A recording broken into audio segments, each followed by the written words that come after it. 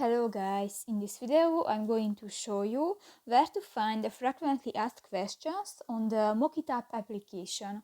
But first of all, I just want to mention, please don't forget to subscribe to our channel, because at 100,000 subscribers we are going to show you our YouTube revenue statistics and growth strategy, how to make money online. So let's jump into it. First of all, open the application on your device. Tap to the settings icon at the upper left corner of the screen, and here go to the frequently asked questions button.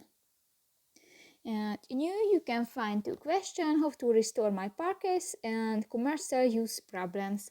And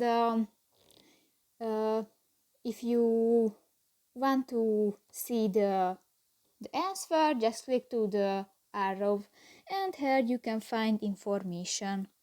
So that's pretty much it for this video, guys. See you in the next one. Bye bye.